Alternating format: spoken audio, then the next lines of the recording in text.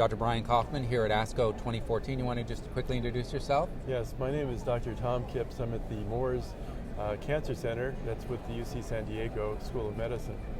So we were talking about, or just about to talk about ROR1. So tell us what ROR1 is and why you're excited about this. Kind of excited because, well, ROR1 we kind of stumbled into. We actually had a protocol. That's ROR-1. ROR1, yes. Yeah. And what it relates to is a surface protein that we identified on the surface of leukemia cells.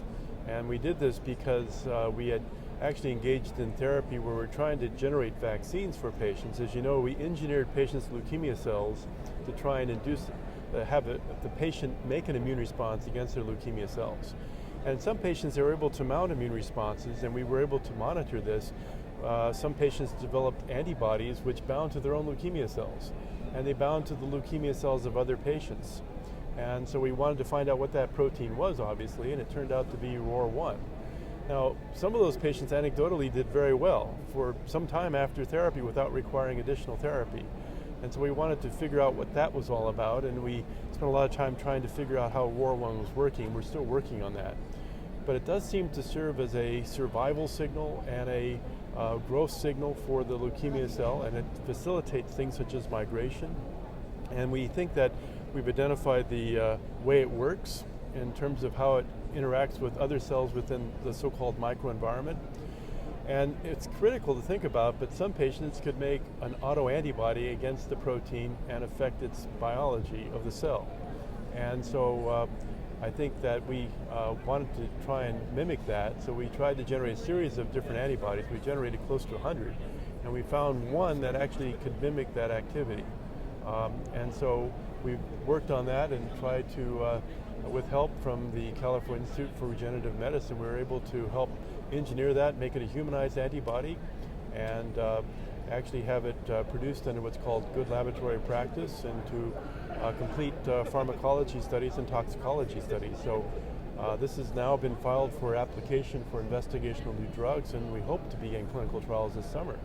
So ROR1, what I'm hearing that's different about this is it's on the leukemia cells. Now, the CD20 is on the leukemia cells, but it's also on all B cells. So, but is this the difference with ROR1, that it's only on the leukemia cells? This is the key, actually. CD20 is on all B cells. Right. And so when you target CD20, you deplete B cells, and one of the problems you might have is further immune suppression, which you have to be careful about. That's not to say that you shouldn't use CD20 antibodies because they are quite effective against leukemia. But with ROR1, we don't find it expressed on normal lymphocytes.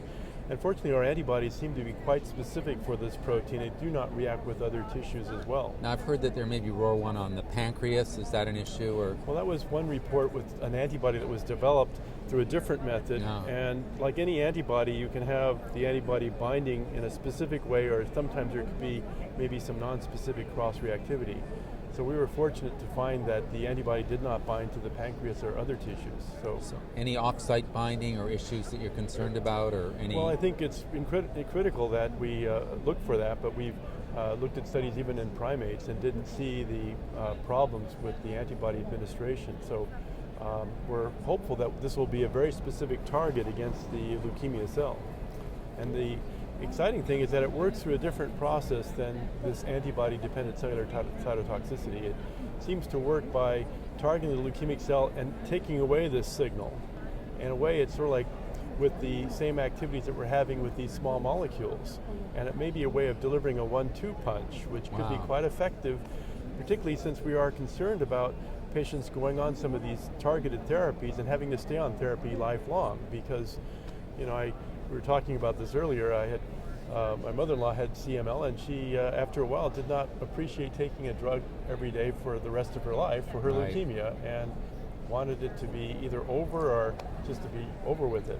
So I want to switch to the targeted therapies, but I just wanted to hear a little. So the ROR1, do you have a sense of when that's a trial that's not available quite yet, or what's the story? We filed what's called an IND application, and the FDA is reviewing this. It's very important that we have all the proper committees look over the protocol, and they have. And so we hope that we might be able to get approval to initiate trials this June. And so it's possible we might be able to initiate clinical trials this summer, in 2014. So this could be another weapon that we can use. I think what we really need to do is we can't be complacent right now. It's very exciting. All the developments in CLL, unquestionable. But we should really try to take steps to see if we can cure this thing outright. I would like to get patients with CLL and get rid of it like you would get rid of a pneumonia if you had an infection. I mean, can you imagine having a pneumonia and going to the doctor and say, well, if you take this pill, you won't be coughing as much, you won't have fevers, but the pneumonia is still present. I don't think that would be as acceptable as if you can get rid of the pneumonia and go on with your life free of the disease altogether. So I think that's a very important goal we should keep in mind. So I want to come back to that. So let's just take a quick pause here, and then we'll pick up on some other stuff. And I want to ask you about the ABT-199 and some other there.